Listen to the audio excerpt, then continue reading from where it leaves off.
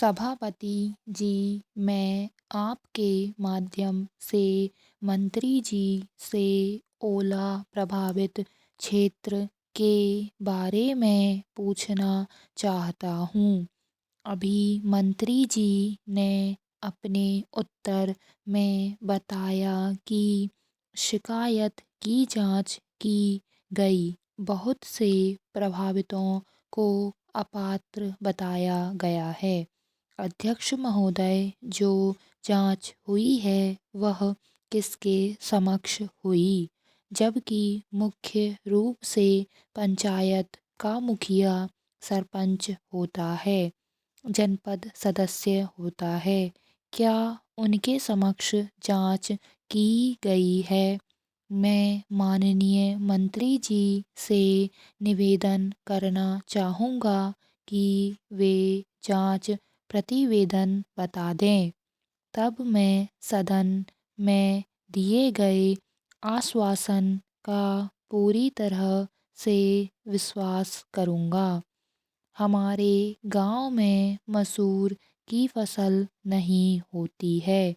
हमारे सूबे में टोटल गेहूं होता है। सिंचाई के लिए नहर का साधन है, बिजली नहीं है। नहर से पूरी सिंचाई होती है।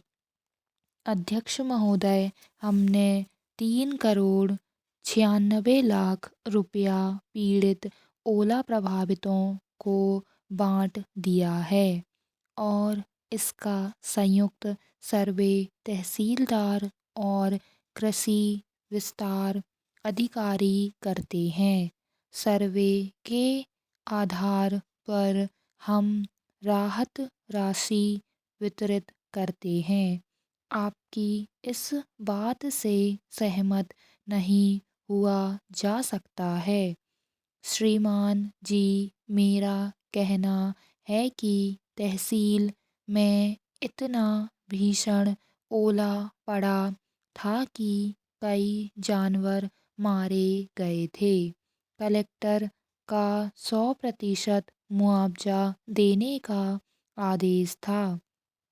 कहीं कहीं तो 30% दिया गया है, जबकि तहसील में कहीं 10,000 और कहीं कहीं 20,000 रुपये के चेक गांव में बुला बुलाकर किसानों को बांट दिए गए, पर अभी तक खाते में पैसा नहीं पहुंचा है।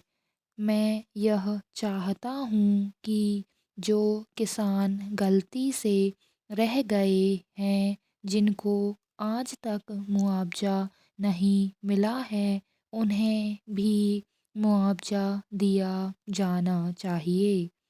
उपाध्यक्ष महोदय, मैं बड़ी हास्यास्पद बात की ओर आपका ध्यान आकर्षित करना चाहता हूँ।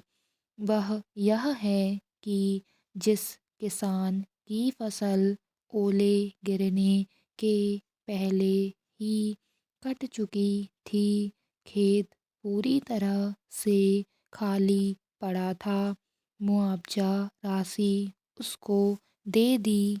इस राशि का जो वास्तविक हकदार नहीं था।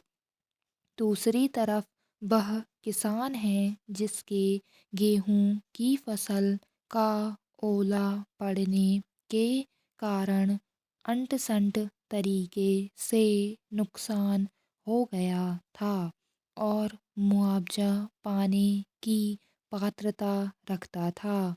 उसको मुआवजा नहीं दिया गया।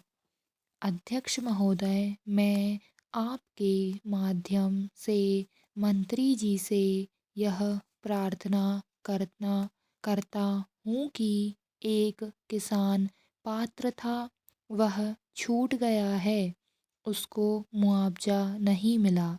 जिसको मुआवजा मिला उसके खेत से खेत लगा हुआ है, परंतु जिसका नुकसान हुआ उसको मुआवजा नहीं मिला।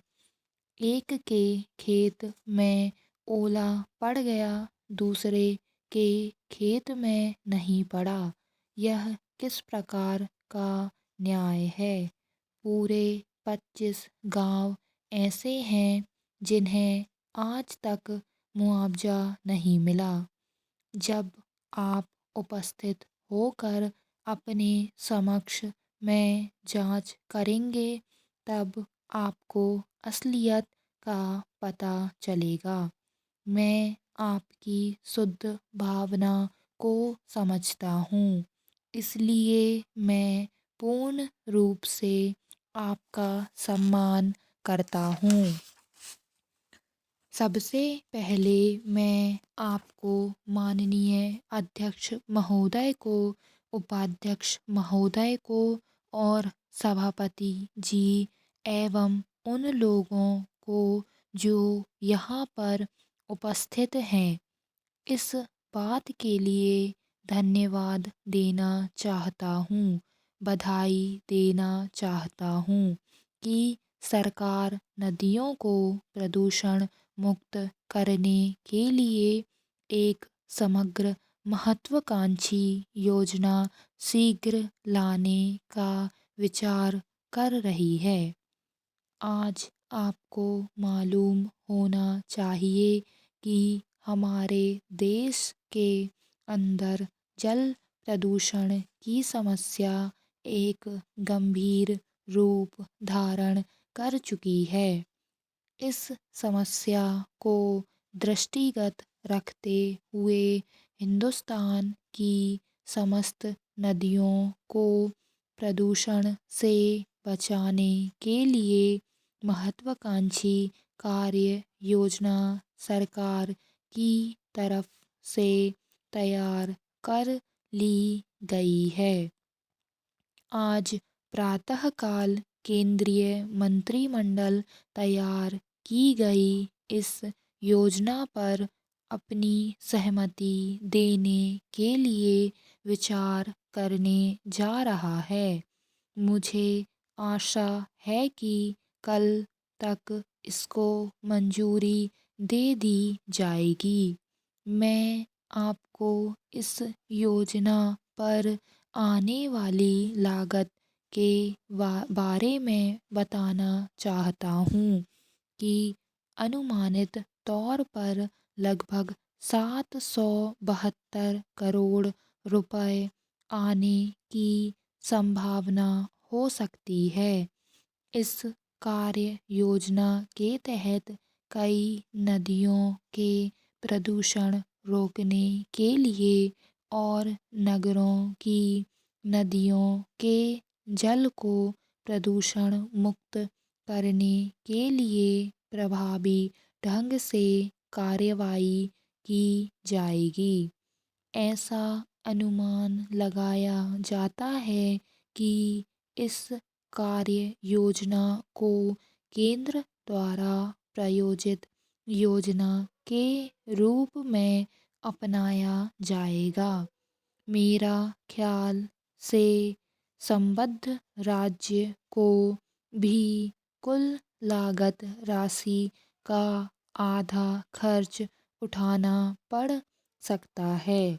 नदियों के संरक्षण की व्यापक कार्य योजना से यमुना, गंडक, कोसी, नर्मदा, कावेरी, घाघरा आदि नदियों को भी गंगा कार्य योजना से जोड़ दिया जाएगा।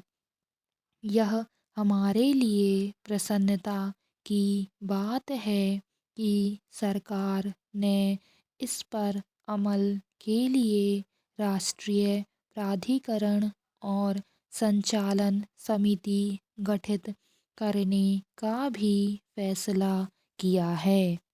मुझे विश्वास है कि प्रदूषण रहित जल उपलब्ध कराने वाली इस कार्य योजना के दूसरे तीसरे चरण के लिए भी गठित समिति द्वारा 235 करोड़ रुपए स्वीकृत कराए जाने का प्रयास किया जाएगा।